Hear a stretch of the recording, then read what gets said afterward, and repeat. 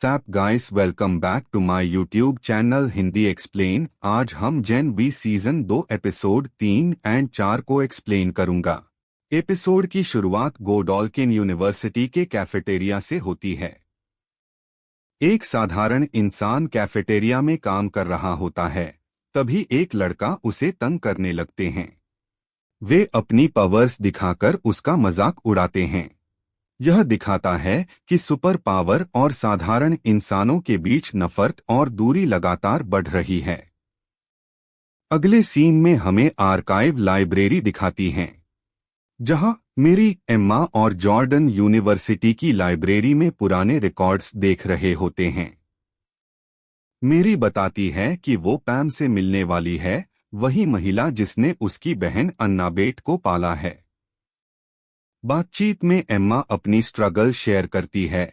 वह कहती है कि पहले वह ठूस ठूस कर खाना और फिर निकाल देना ऐसी आदत में फंसी थी, लेकिन अब धीरे धीरे संभल रही है।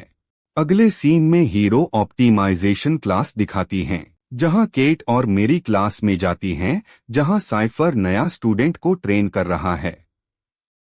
साइफर कहता है कि सुपर ह्यूमन वाले लोगों की संख्या कम हो रही है, इसलिए हर किसी को ज्यादा प्रोडक्टिव बनना पड़ेगा। टेस्ट के तौर पर वह मेरी को एक स्टूडेंट से लड़वाता है।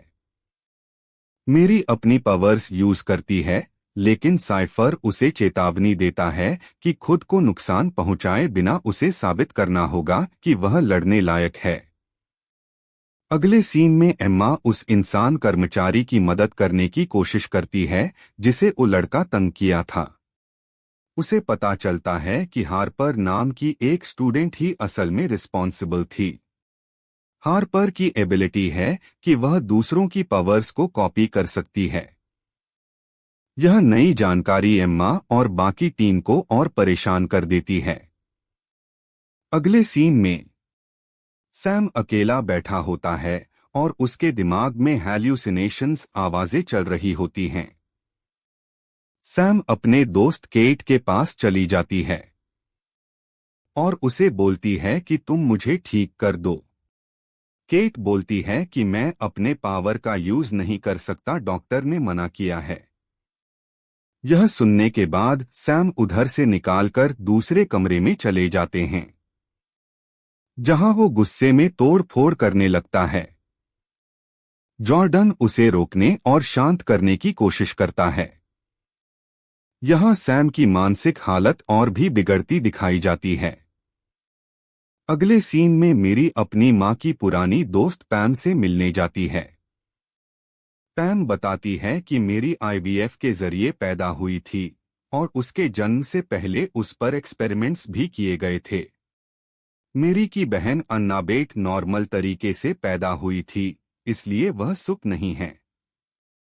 यह मेरी के लिए बड़ा इमोशनल झटका है। उसे अब अपनी पावर्स और अतीत को लेकर सच्चाई पता चलती है।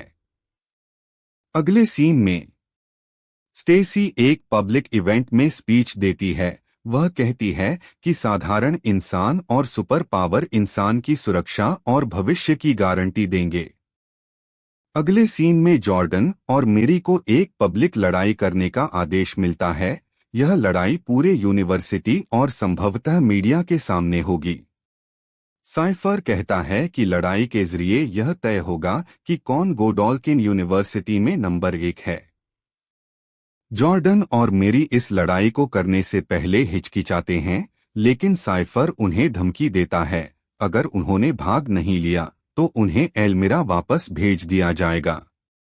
साइफर मेरी को ट्रेनिंग देता है कि कैसे बिना खुद को काफी नुकसान पहुंचाए अपनी शक्ति बेहतर तरीके से कंट्रोल करें। मेरी को एक रक्त वाला बैग एक जगह से दूसरी जगह ले जाना होता है। यह टेस्ट है कि वह कितनी नाजुक चीजों को संभाल सकती है। एक अन्य परीक्षण में वह एक बकरी पर प्रयोग करती है, लेकिन बकरी एक्सप्लोड हो जाती है। यह दिखाता है कि शक्ति अभी काबू में नहीं है।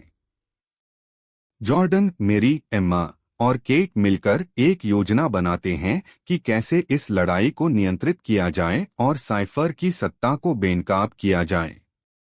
उनका विचार है कि क्योंकि मेरी साइफर के रक्त में कंपाउंड वी नहीं पहचान पाती, यह संकेत है कि साइफर मानव हो सकता है। इसलिए वे चाहते हैं कि कौन घटना के समय साइफर यह स्वीकार करे कि वह मानव है। एम्मा हार्पर और आलाय के सहायता से एक छोटी सी कैमरा सेट करती है ताकि लड़ाई के दौरान उसके बॉक्स में जाकर साइफर को बोलते हुए रिकॉर्ड कर सकते हैं। पब्लिक लड़ाई शुरू होती है। जॉर्डन और मेरी बीच में एक तरह का सिंबॉलिक किस करते हैं ताकि दिखाए कि वे दुश्मन नहीं हैं। लेकिन लड़ाई के दौरान सबकी योजना फेल हो जाती है। साइफर कैमरा खोज लेता है, मेरी अपनी शक्ति का नया स्वरूप दिखाती है। वह जॉर्डन को हवा में उठाती है और अंत में जॉर्डन को नीचे रख देती है। लड़ाई में मेरी को विजेता घोषित किया जाता है। लेकिन यह जीत पूरी तरह स्वाभाविक नहीं थी, यह साइफर की मैनिपुलेशन की वजह से हुई थी। दर्शक और छात्र जो देखते हैं वे मेरी का नाम चिल्लाते हैं, लेकिन मेरी के चेहरे पर हैरानी और भय साफ दिखता है क्योंकि उसने किया जो करना नहीं चाहा।